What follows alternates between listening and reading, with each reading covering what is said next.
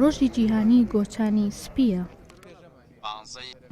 ئەمە دەنگی سەعاتەکەی سەرۆت عیززەتی خاوەن پێداویستی تایبەتە کە لە ڕۆژی گۆچانی سپیدا هەستاوە بە دروستکردنی سەعاتێکی زیرەک.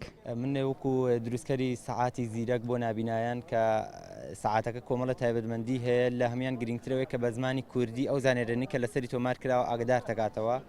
تایبەتمەندیەکانیش ئەمانن سەعات و بەروار و ناوی ڕۆژەکانی هەفتە و گەرمی پێ و چەند شتێکی نوێش کە بۆی زیاو کراوە ناوی ڕۆژە جیهانیەکانی پێ ئەڵێ لە هەمان کاتە ئەگەر لە چلەی هاینووز تا ناوی ئاگدار دەکاتەوە کە ئەمڕۆ چەندی چلەیە و لە هەمان کاتیشا پێتەڵێ بۆ نمونە چەندی ساڵنامەی کوردی چکە ساڵنامەی کوردیشی تایە ئەمە و وەکو ئەلەرمێکی ژەتوانی بەکاری بێنی و پاترێکەشی توانایکی بێزی کاتوانە 6 مانگ بۆ ساڵێک بەرگە بگرێت.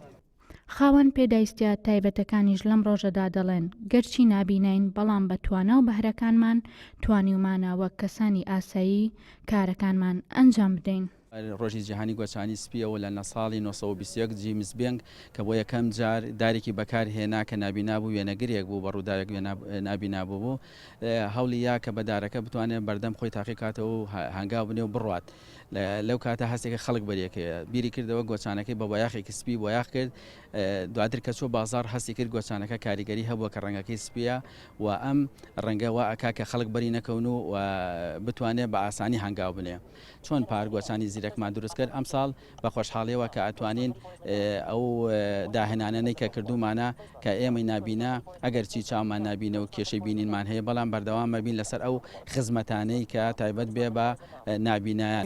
زە لە بەم هەیە دێن لێرە من خەیاتیان فێر خەیاتیانەکەم من خۆم خەیاتم ئەنج ئەگەر هەرێکی مەکینەیەکیان ببێت لە ماڵەوە ئەوان بە خۆیان فێرە بن وەکەوە نییە من لێرە 2 ساعت 3 ساعتیان خۆ 4 ساعتش پێیان بڵێم دوایی لە بیریان نەچێتەوە.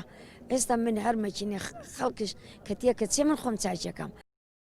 15 ئۆکتۆبەری هەموو ساڵێک بە ڕۆژی جیهانی گۆچانی سپیدا دەنرێت و لەو ڕۆژەدا چەندین مەراسیم و چالاکی بۆ نابینایان ئەنجام دەدرێت ئەویش بە پێشکەشکردنی گۆچانی سپی و دابەشکردنی چەندین خەڵات بە خاوەن پێداویستیە تایبەتەکان.